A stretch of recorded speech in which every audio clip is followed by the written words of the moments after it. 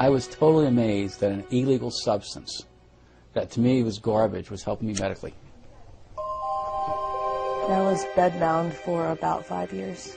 I couldn't hold a job. I had to quit school. I was near death.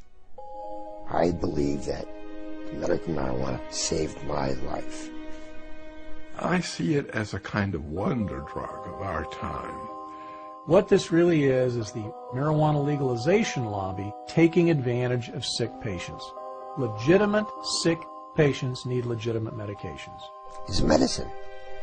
If it is a medicine, how come it is not regulated through medical fields? Never in my career did I find a chemical so ill-qualified to be defined as a pharmaceutical. I think the biggest problem is that you're talking about a highly impure substance. You get all this stuff that's floating around in marijuana. 488 substances, 66 cannabinoids.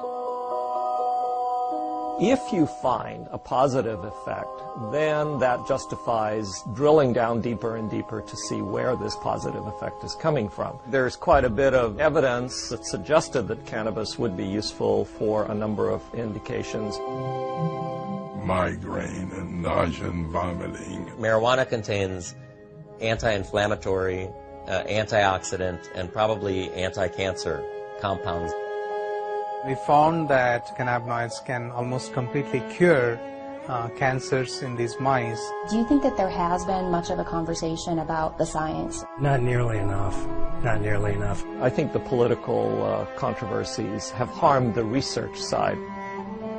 You would think that our policies in this country should be driven by science, but I think for the most part they're not.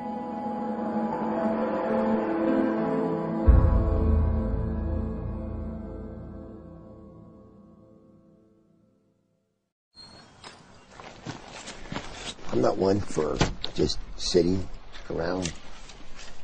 I got to be out, and it's outdoor stuff. I'm not much for going to a gym to work out. My physical exercise, I have to be outdoors doing it. For Point Hatfield, the mountains and rivers of Montana have always been a certain kind of therapy. Running and river guiding in the summer and teaching backcountry skiing in the winter have helped him through life's many difficulties. But the greatest challenge of his life took the outdoors away from him. It was like 2 days after New Year's. It just dumped 2 feet of snow, and a group of us skied from Mammoth down to Gardner after work, and we went out for dinner. And when we were sitting having dinner, I just went like this, and there's a lump there. I had a radical neck disectomy. So they cut out this side of my neck. They took out the cleidosterniomastus muscle and all the lymph nodes. But the cancer came back. 2 more tumors and another surgery later, it was clear Hatfield would have to endure chemotherapy and radiation. Chemo and radiation were horrible, literally horrible, because I was throwing up almost all day long, every day. It zapped every ounce of life I had in me, just about. I was just hanging on by a thread. Just like he used to, Hatfield turned to the outdoors for comfort, trying to ski a small hill in his backyard. So I got 2 runs of 2 turns in, and then that's all I could do, wake me out. 2 days after that, I went cross-country skiing with my wife, and I was able to do about a mile. That's all I could do. I was exhausted. Then after the 3rd round of treatment, I couldn't do anything. Hatfield's athletic frame melted from 160 pounds of muscle to barely 124 pounds. I used to have 15-inch arms, biceps. They went down to 9 inches. I used to have thick legs. I'm skinny now. I'm not used to being skinny. Are there things that you know that kind of trigger your nausea and things like that? No, it just comes. Just like that, it just comes. And we've used the other anti-nausea medications with you. I was on Ativan. I was on Zoloft. I think Zofran too. And there was a couple of steroids that I wore a patch with. I think there was a couple other drugs, too, that they tried. Dr. Jack Hensold is Hatfield's oncologist. He says these are common anti-nausea medications that work for most patients. We have very good anti-nausea medications now, and you know, I make a little bit of an advertisement for that right now. People don't get sick on chemotherapy as they used to because the standard anti-nausea medications are so good. But Point Hatfield wasn't one of those patients. It just did not work. Not at all? Not at all. Didn't alleviate anything. So what was the next step? Well, then Dr. Hensold asked me if I would be willing to try medical marijuana. I said, I'll try anything.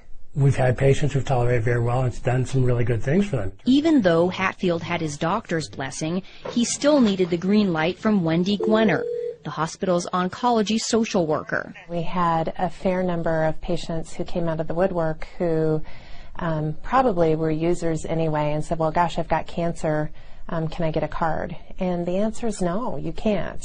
Gwenner carefully evaluated Hatfield's case, just like she does with every patient, before signing off on the medical marijuana recommendation. We have to be screening you and making sure that we've used appropriate medications as first-line treatment if our antiemetic medicines have not worked well, and we've gone through our cadre of medicines, then we would go to medical marijuana. After I got the medical marijuana, it just alleviated so much of that sick, pukey feeling, and alleviated the throwing up. Immediately? Immediately. Wow. Immediately. It's like it was a godsend. It was a wonderful thing.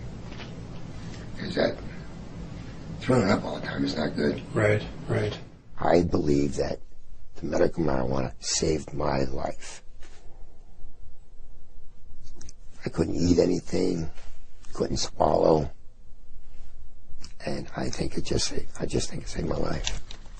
5 years after he was first diagnosed, Hatfield is cancer-free and enjoying Montana's beauty again. Nowadays, he says the beauty isn't the only thing he loves about this state.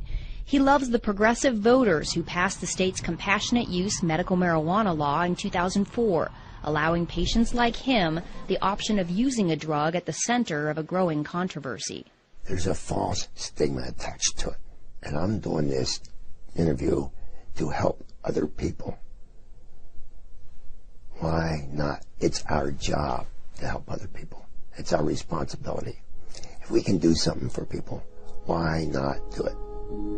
If something can help somebody, why not let those people have that?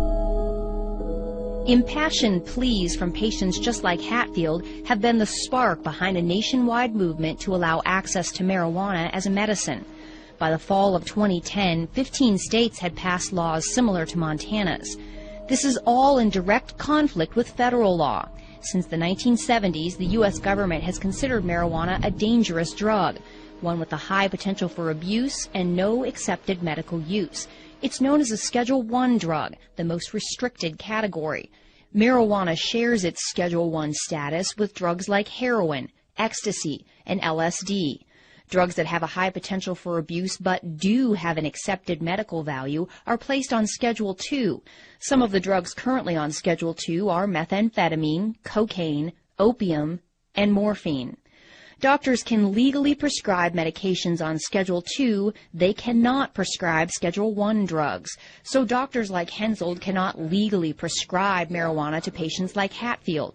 Instead, state marijuana initiatives carve out a gray area, allowing doctors to make a recommendation for medical use. But they do so at their own peril, since the federal government still views any marijuana use, even medical, as illegal.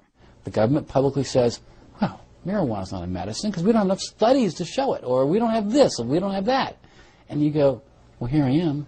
You've been sending me this for 28 years. Every month, Florida stockbroker Urban Rosenfeld receives a tin of 300 federally grown and rolled marijuana cigarettes, complete with a legal marijuana prescription glued to the side. Does it seem hypocritical to you? Of course it's hypocritical. Of course it is. I mean, the fact they've been giving it to me for all this time, they've given me over 120,000 medical marijuana cigarettes so far in my lifetime. In the 28 years, 120,000.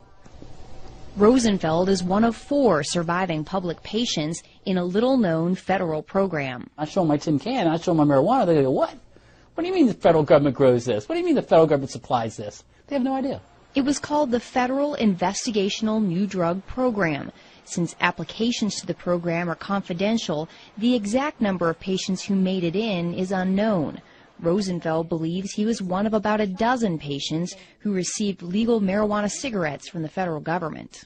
We were able to convince the government that nothing else worked, and so they had no choice but to give it to us. Rosenfeld argued he needed marijuana to treat his terrible pain caused by a rare disorder diagnosed at age 10.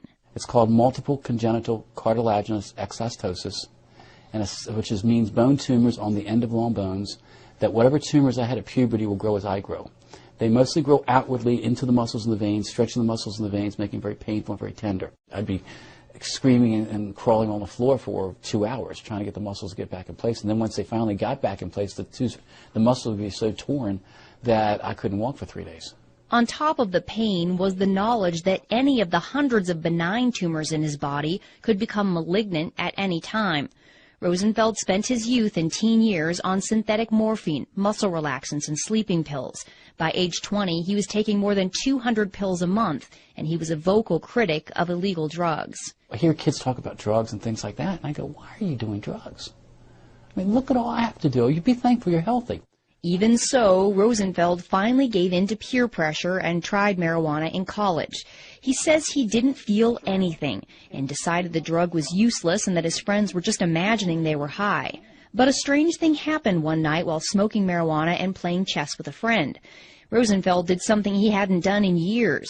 He sat comfortably for 30 full minutes. I thought, well, wait a minute. In what way did I take all the narcotics and drugs I had to allow me to sit? And I thought, gee, I haven't taken a pill in 6 hours. Well, then how can I sit? And just then, it was my turn with the joint. They handed me the joint. I looked at this piece of garbage, because to me it's all it was. I said, this is the only thing I've done differently. I've smoked this garbage. I wonder if there's any medical benefit to this garbage.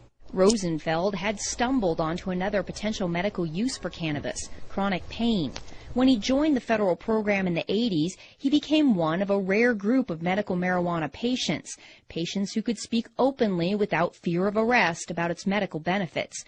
Their stories added some legitimacy to an expanding body of anecdotal evidence. Medical marijuana has grown to a point where the government looks foolish saying it's not a medicine. It is a medicine.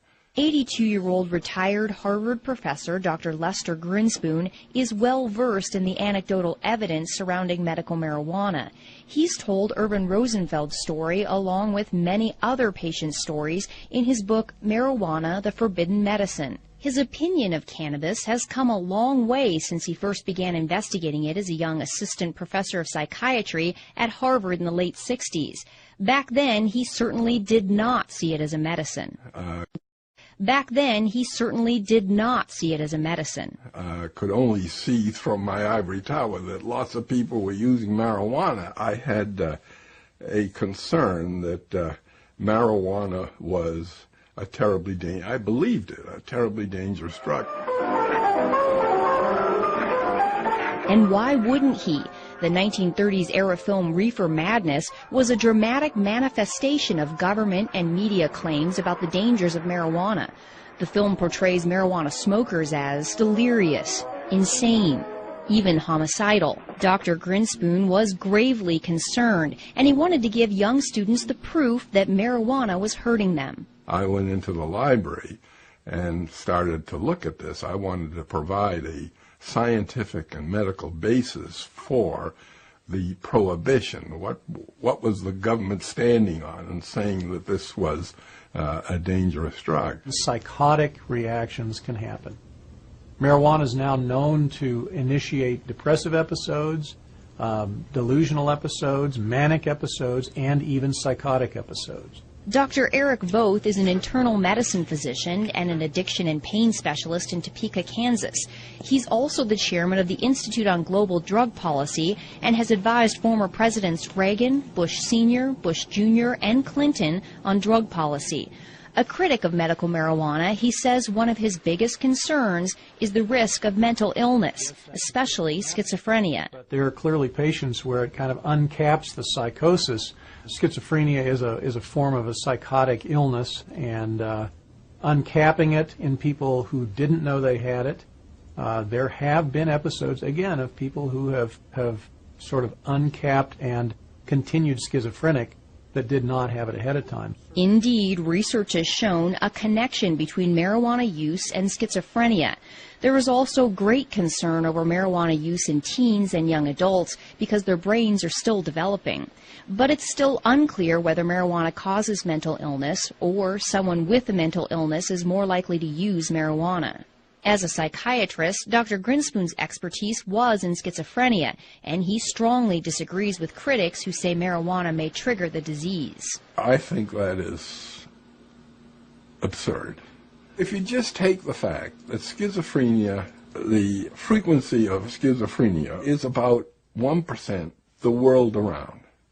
Now, you would expect with a drug that's used as often as it is, you would expect that there'd be a little bleep in this. It doesn't change a bit. It hasn't changed. In fact, you can find as much literature about how cannabis is useful to schizophrenic patients as it's harmful. Dr. Grinspoon could not find evidence to back up the government and media reports that marijuana use leads to drug-induced violence,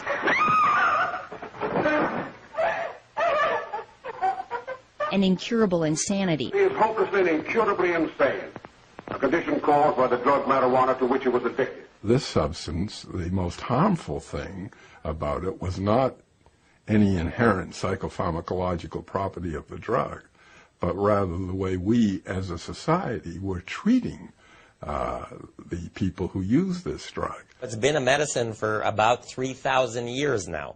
It only hasn't been a medicine in this country for 68 years. I say in the scheme of things, it's been a medicine a whole lot longer than it hasn't been. Dr. Donald Abrams is a professor of clinical medicine at the University of California, San Francisco, and an oncology physician at San Francisco General Hospital. He says doctors were able to freely prescribe cannabis for various ailments up until 1937. Harry Anslinger, who was a prohibitionist and the first head of the Federal Narcotics Bureau, decided to introduce the so-called Marijuana Tax Act.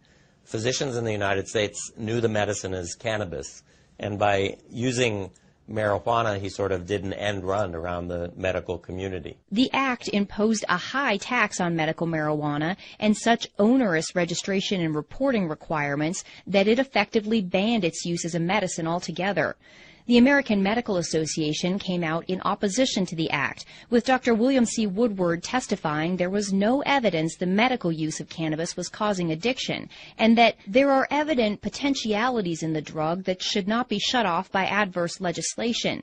He opined that it's impossible to foresee how much the new regulations will deprive the public of the benefits of a drug that, on further research, may prove to be of substantial value. The Marijuana Tax Act delivered the final blow to a medicine that was already being replaced by the opiates and aspirin. Cannabis was removed from the U.S. Pharmacopoeia in 1942. The fact that cannabis was an accepted, valuable medicine in the United States for nearly a century might be surprising to the teens who grew up watching the dramatizations of reefer madness. It certainly came as a surprise to Dr. Grinspoon. I discovered when I got into the library that I, despite my training in science and medicine, had been brainwashed. He put his findings into an 80-page paper, aptly titled Marijuana Reconsidered. It was later published in Scientific American. Then his professional investigation of cannabis took an unexpected, personal turn. His son Danny, suffering from childhood leukemia, had begun chemotherapy. The chemotherapeutics that he had to receive were just devastating to him in terms of the nausea and vomiting. It's a nausea that goes right down to your toenails. I mean, it's really beyond description. Even with all his prior research, Dr. Grinspoon still had no idea that marijuana might be able to stop Danny's chemotherapy-induced nausea. One night at a dinner party, an oncology doctor who had read his paper on marijuana related the story of a 17-year-old with leukemia who used marijuana to treat his terrible nausea. On the way home from there in the car, my wife, Betsy, asked me, don't you think we ought to get a little bit of marijuana for Danny the next time he gets... And I said, I'm almost ashamed to say this. I said, no, that would be breaking the law, and I don't want to offend the physicians, who are taking care of him. So I was against it. She's a rather plucky woman, and next time he came in for his chemotherapy, she went up to the Wellesley High School parking lot, and they found his friend Mark, and asked him if Mrs. Grinspoon wanted a little bit of marijuana. When Dr. Grinspoon showed up for Danny's chemo treatment, he was surprised to find his wife and Danny so relaxed. They were joking, and he was smiling, and no problem. He got on the gurney, had the injection, and whereas before, with this particular chemo, he became nauseous, felt awful right away, and the race to get home before he started to vomit, and then in a bed with a bucket at his side there until it was just dry heaves. That day, he got off the gurney and he said, "Hey, Mom, there's a sub sandwich on Brookline Avenue, I noticed. Could we get a sub on the way home?" When he discovered Danny had smoked marijuana, Dr. Grinspoon was not angry. He was relieved. And I called the doctor, the attending who was taking care of him, and I said, I'm not going to stand in his way doing this again. He said, don't. And don't have him do it in the parking lot. I want to see this myself. And so it went. He never had any difficulty with nausea and vomiting with the further treatments for as long as he lived. He was free of that anxiety. And I can tell you, it was not only a relief for him, it was a relief for his parents and his siblings. It was a godsend. Not surprisingly, Dr. Grinspoon has become an ardent supporter of legalizing marijuana for medical use. People who suffer from these symptoms and syndromes, depending on just how serious they are, that's always accompanied by anxiety. And to take and artificially impose another level of anxiety, the anxiety involved in doing something which is illegal, for which you can be punished, is cruel. By the 1980s, scientific interest in cannabis had begun to catch up with the personal experiences. According to a 1982 United States Institute of Medicine report, Marijuana and Health, the preliminary research coupled with anecdotal evidence warranted a closer look at medicinal cannabis. The report also found that marijuana attacks diseases and symptoms differently than other drugs. This offered the tantalizing possibility for drug companies to develop new, novel drugs out of the chemicals in the marijuana plant. The Institute of Medicine called for more research on these chemicals, known as cannabinoids. Even with this encouragement, research on cannabis failed to flower. There aren't many scientists or clinical investigators who are particularly interested in doing research in medical marijuana because it's such a hassle. Marijuana's Schedule I status means Dr. Abrams has to get approval from more than a half dozen regulatory bodies before he can start a cannabis medical trial. There are so many roadblocks that you have to go through. Marijuana is an illegal substance that I think a lot of investigators and even organizations just don't want to get involved in something that is so controversial. Dr. Igor Grant is a professor of psychiatry and the director of the California-based Center for Medicinal Cannabis Research. He says not only is the research bureaucratically difficult, it's expensive, and financial backers are hard to find. You know, an ordinary investigator just does not have the time or resources to do this kind of work. I mean, you really need, either federal or state funding or pharma funding, something to navigate this whole system. The center's research was funded by a $9 million grant from California taxpayers. The money allowed for a few legitimate small marijuana trials, including several done by Dr. Abrams, that confirmed what Rosenfeld was saying all along, that cannabis works on pain, especially pain that does not respond to opiates. All of them, to some extent or another, demonstrated that smoked marijuana is effective in this situation for which we really don't have very good treatments. I can say that the cannabinoids are almost certain to be useful in neuropathic pain based on the research that we've done.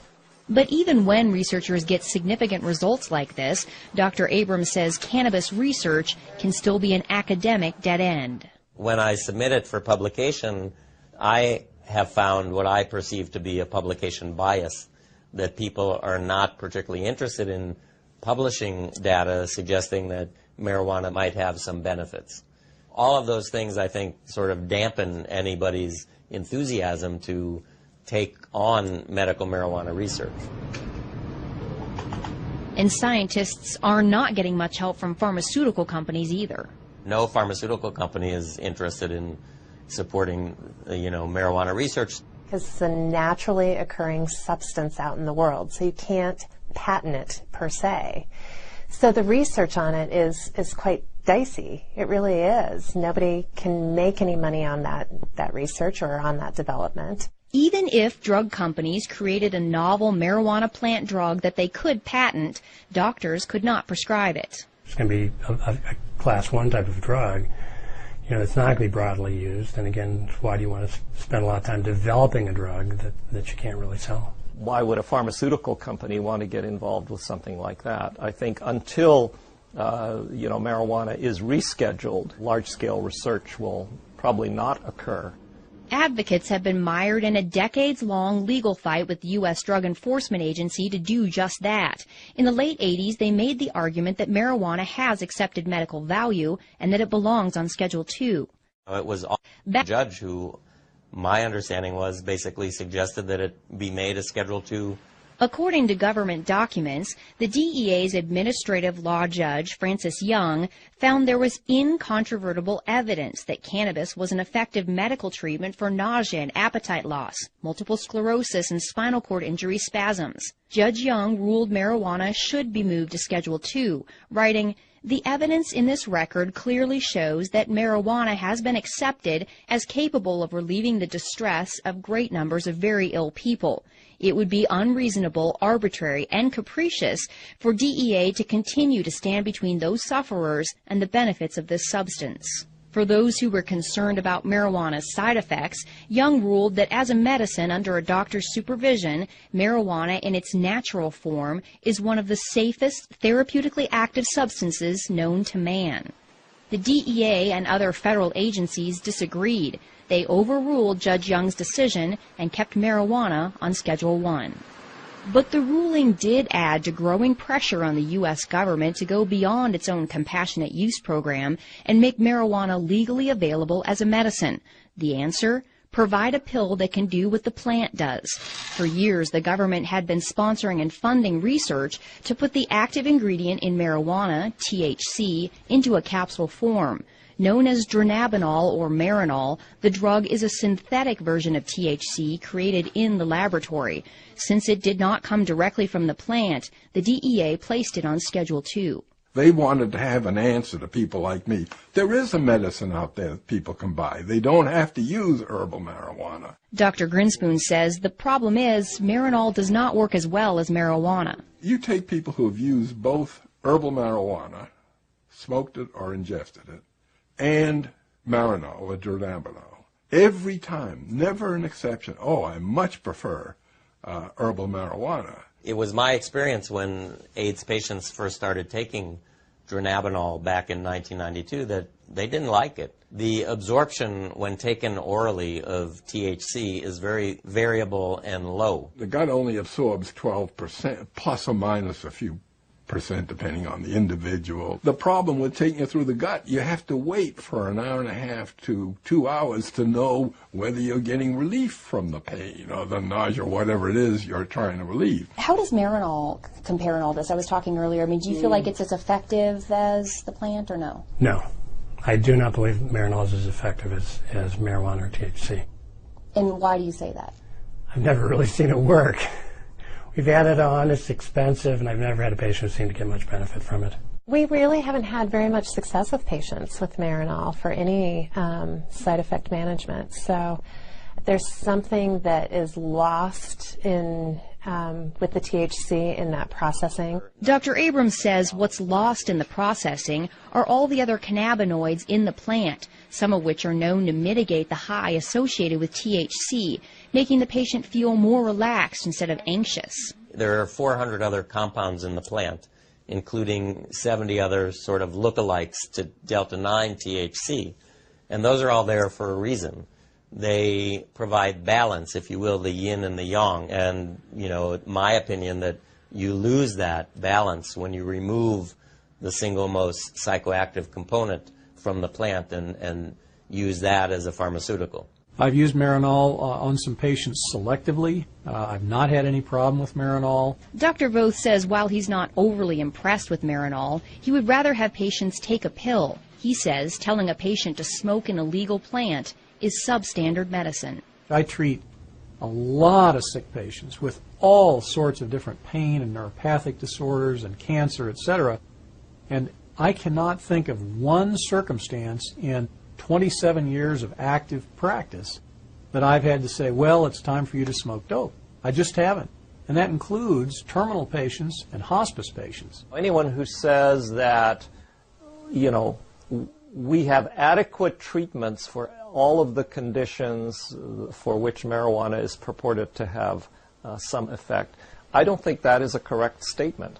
I think the fact is that we have a lot of difficult to treat conditions, and there may be a niche or a place for the cannabinoids with some of those conditions. Oncology social worker Wendy Gwenner agrees. She's personally seen patients who don't get adequate relief from the anti-nausea drugs. And when it comes to getting patients to eat, it is far and away the best medication that we have for chronic wasting and for increasing appetite in cancer patients.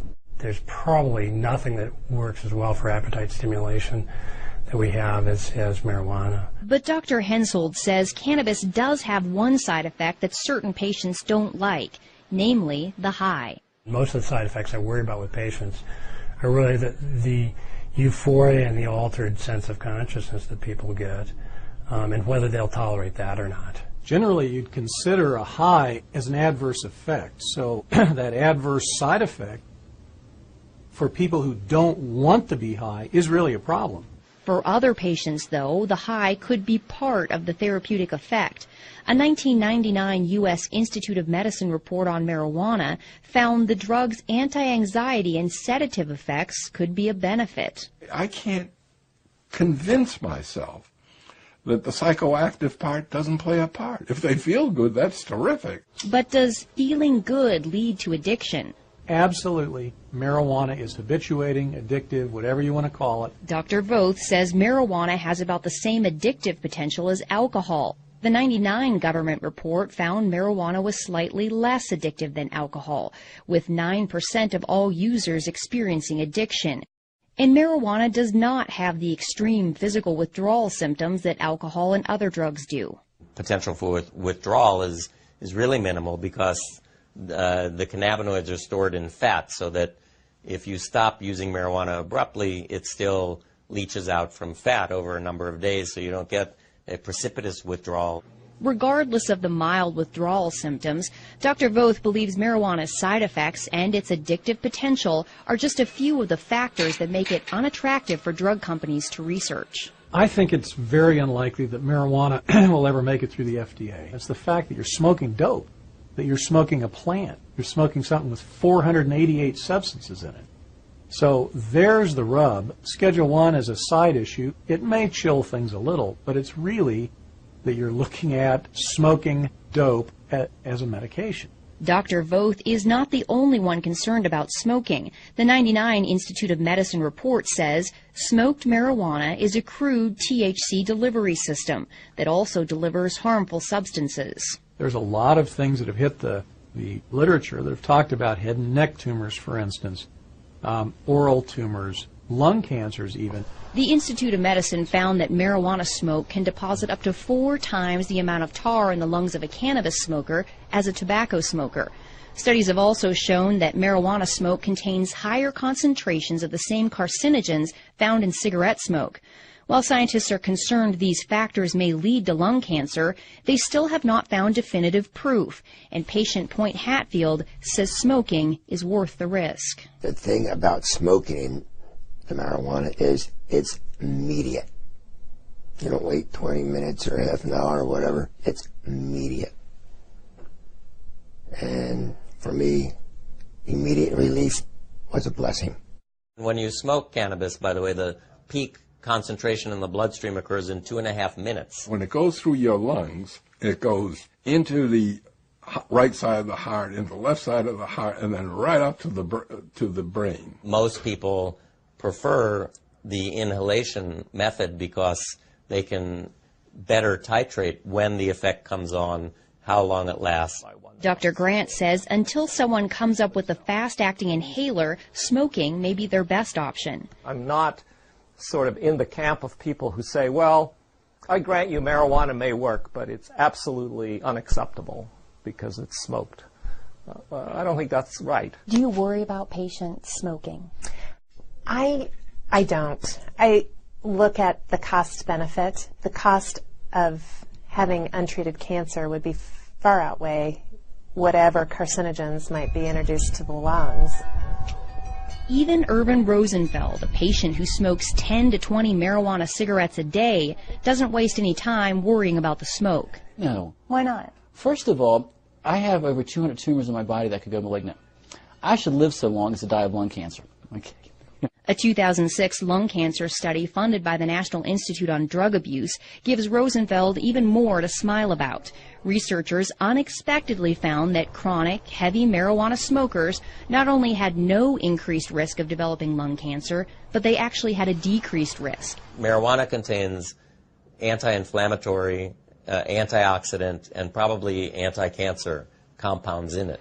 This is where the complexity of the plant is both a blessing and a curse. With dozens of cannabinoids and hundreds of other compounds, it's difficult to pinpoint the source of the beneficial effects found in the smoking study.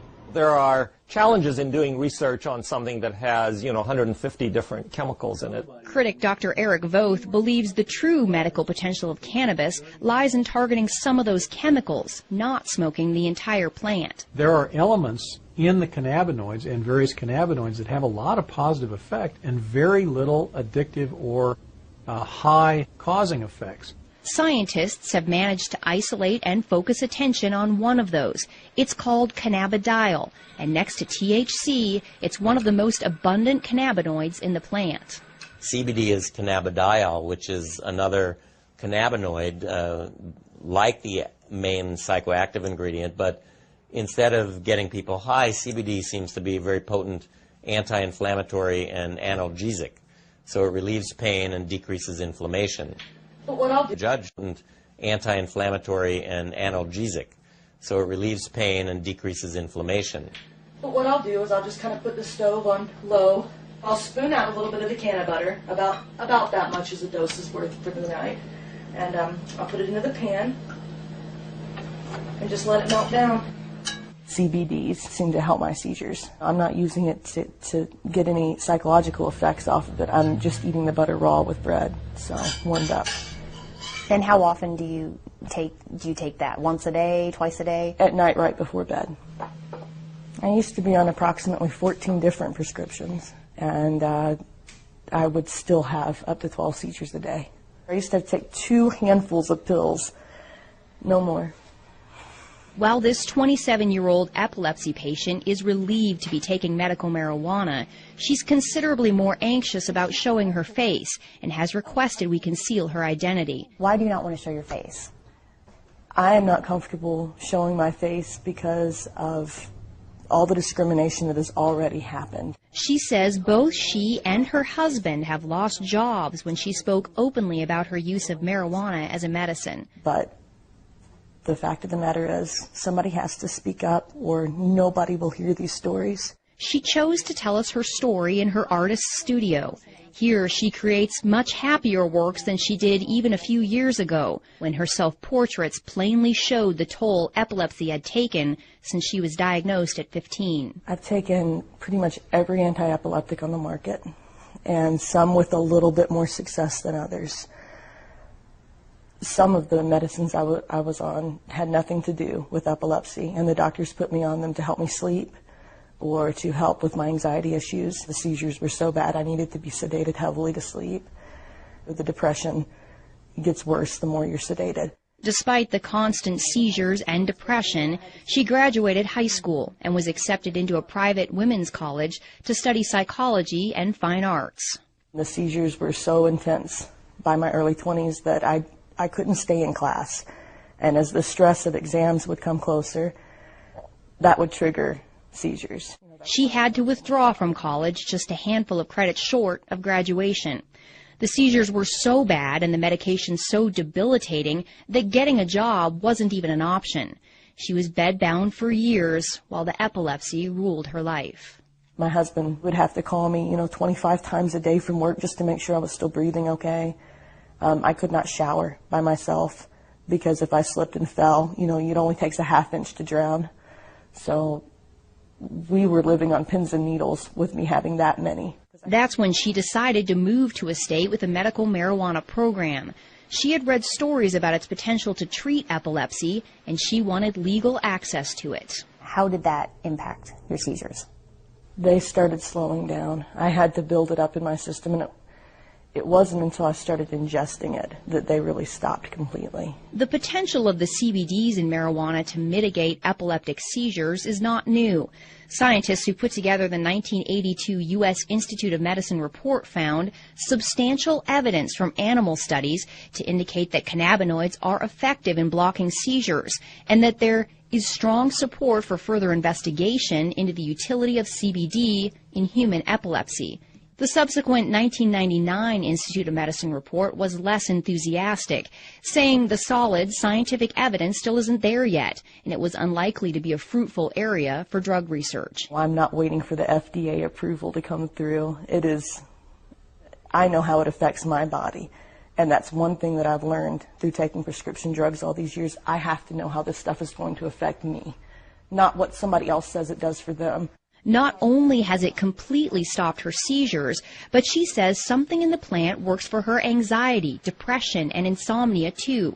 So she sees the scientifically undesirable cornucopia of substances in the plant as a benefit, not a detriment. The fact is it works.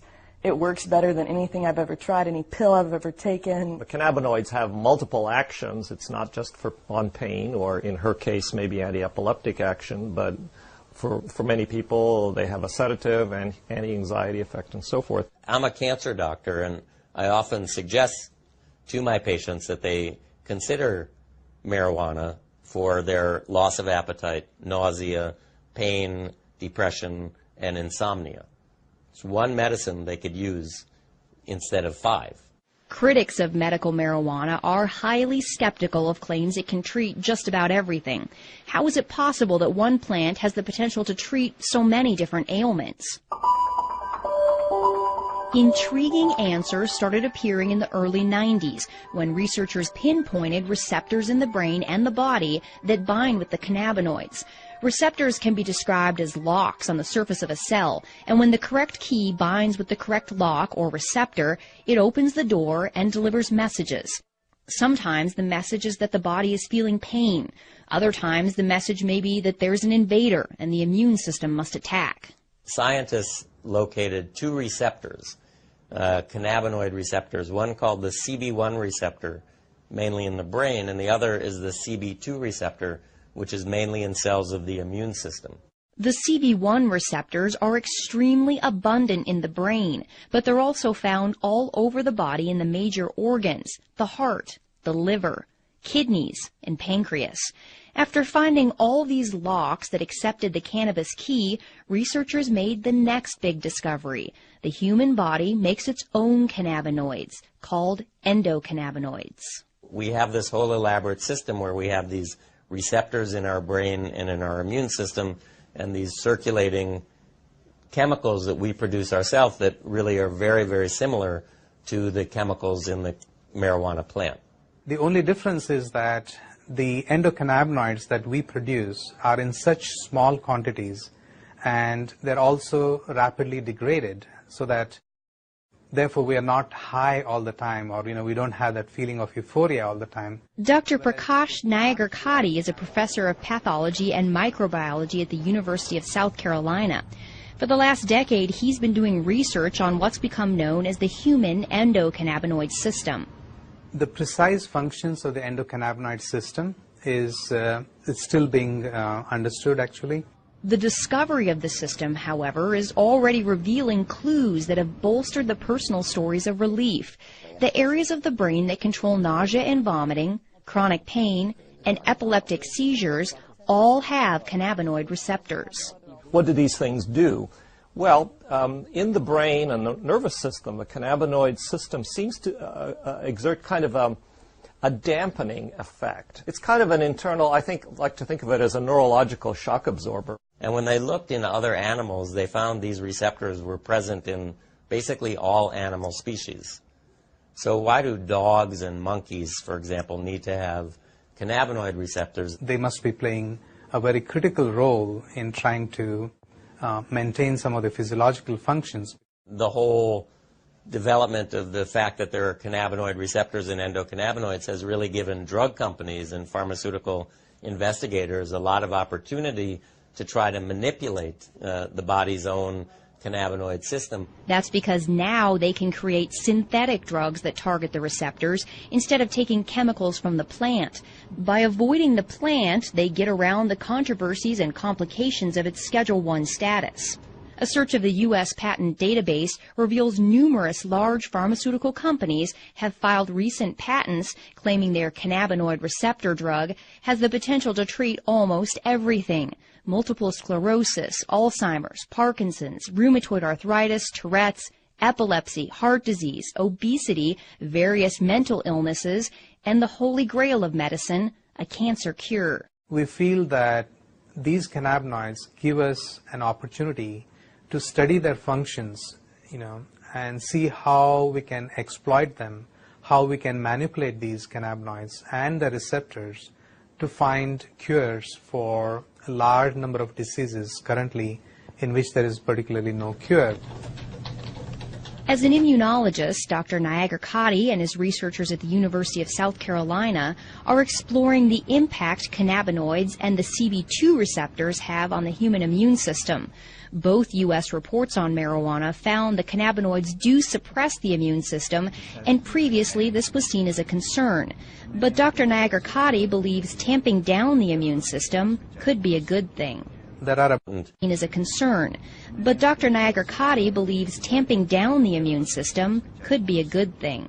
There are about 80 different autoimmune diseases, and basically autoimmune diseases are triggered by your immune system going haywire, getting hyperactivated and destroying certain cells and certain tissues. In multiple sclerosis, for example, the immune system suddenly begins attacking the brain and the spinal cord. Rheumatoid arthritis and lupus are similar diseases caused by the chronic inflammation associated with an immune system gone amok. The cannabinoids dampen down response to bacteria or foreign agents or injury to tissues. A lot of scientists and researchers are interested in those properties of the cannabinoids, in trying to see how we can suppress the immune response in autoimmune disease conditions. For Dr. Nayagarkatti, the research has gone far beyond treating inflammatory problems. He's narrowing in on the potential of cannabinoids to kill immune cells that have mutated and become cancerous. Once they become cancerous, they no longer die a normal cell death. Instead, they begin growing and spreading uncontrollably. We were one of the first labs to demonstrate basically that not only the immune cells, the normal immune cells express these cannabinoid receptors called the CB2 receptors, but also that when these immune cells get transformed and they become cancer, to our surprise, we found that these cancer cells continue to express these CB2 receptors. This was an exciting discovery because the CB2 receptor can act like a target for the cannabinoids. Once they bind with the receptor, they can tell the cancer cell to die. So basically telling the cells basically to commit suicide, and that's what they do. And we demonstrated that that would be the mechanism by which the cannabinoids can kill the cancer, and therefore it can be used effectively as an anti-cancer agent. Dr. Nagar-Katti and his researchers were able to eradicate almost 100% of the cancer in test tubes. But they were skeptical they would see similar results when they moved on to tumors in mice. To our surprise, we found that almost 25 to 30% of the mice completely rejected the tumor. They were completely cured. And in addition, we found that the remaining mice also, there was a significant reduction in the volume or the size of the tumors as well. The lab results have been so promising that Dr. Nagar-Katti is beginning clinical trials with leukemia patients. There's no doubt in his mind that the cannabinoids, either from the plant or lab created, will play a major role in medicine in the future. I feel that in the next 5 or 10 years, there is going to be exponential growth in cannabinoid research. It's an area where both the critics and the advocates agree. Scientists are now well on their way to developing medicines based on the cannabinoids. It begs the question, however, will modern medicine eventually make the marijuana plant obsolete? No, it will not. In fact, it will only enhance it. Okay, because now it's more proof that the plant really does work. Okay, and instead of spending $600 a month on buying the pharmaceutical drug, I can grow my own plants. I don't want them to ever take the choice away, because I don't know how long it's going to be before they really find out exactly what is working for me or for others. And right now, having the raw plant available is the best solution, because you have all of it there. You don't have just what they've isolated, just what they've decided is important now. Let's keep it in the corridors of science. Let's keep it in the FDA. Let's do what needs to be done, which is careful, longitudinal, placebo-controlled, crossover, head-to-head studies, and see where it falls out. But let's deliver what's really medicine. That is the individual cannabinoids.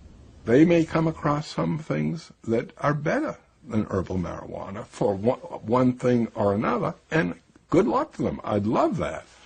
But I never want to see compromised the capacity of people to use herbal marijuana, whether it's because the drug that they've come up with is much more expensive, or it doesn't do as well, or whatever the reason. That people should always have herbal marijuana available to them without any constraints from the law. Patients say for now the question is irrelevant. Science has not yet given them the opportunity to choose between an effective pill or the plant. This is something where I have no other medical alternative to treat this condition. I have exhausted all of modern medicine's alternatives, and they have really screwed my body up. She says cannabis has allowed her to hold down 2 jobs and make plans to go back to school and finish those last credits. There is so much promise now where there was none before. Without the 10 to 12 cannabis cigarettes a day, I would not be working. I most likely would be on disability. I'd be homebound, and I'd be a drain on society versus a productive member of society. The federal program that allows Irvin Rosenfeld to legally use marijuana for chronic pain was shut down in 1992. Today, he's one of a few living patients who were grandfathered in and still receive marijuana every month, courtesy of the U.S. taxpayer. Point Hatfield believes he will never gain back the muscle he lost during his cancer fight, but he got his life back. And he thinks people should not underestimate this plant just because it doesn't come with a prescription. It's medicine. It's medicine just like aspirin is, or Zoloft, Ativan. It's a medicine. Marijuana is here to stay. It is certainly here to stay as a medicine. Dr. Grinspoon says the social stigma surrounding marijuana has damaged the medical research for too long. Today, he's on the advisory board for the marijuana advocacy group NORML, because he believes the only way marijuana will reach its true medical potential is if it's fully legalized.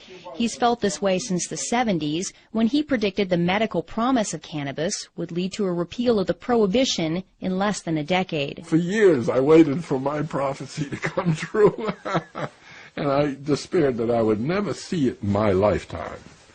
and I'm 82 and I have cancer now, so I'm not sure I will, but at least I'm seeing, here this boat was dead in the water for all the years I was running around testifying, so forth. Nothing. And now, since medical marijuana, wow, are we making progress. Well, you're going straight to the heart of the issue, which really is the medical excuse movement is a means to get the camel's nose under the tent. The folks that are pushing the medical excuse movement really come from the medical legalization movement. I think it's not helpful to brand people's motivations. It may be the case that there are some people out there who really are trying to legalize marijuana under the cloak of medicine. I don't happen to be one of them. I'm more interested in seeing if there is a medical indication here, and if there is, I think it is a social responsibility to provide that for people who are suffering. The scientists are not here to make, like policy decisions, but our goal is to find out the truth.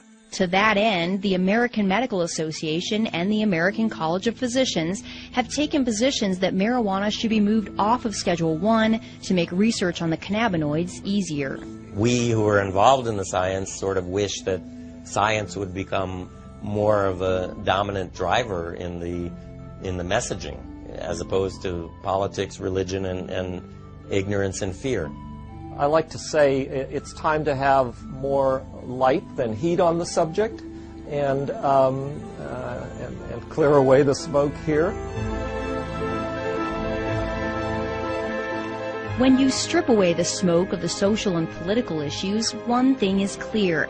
After decades of controversy, conjecture, and limited research, we have arrived at last in the realm of science. We know more about the secrets of this complex plant than at any other time in history. The only question now is where that knowledge will take us.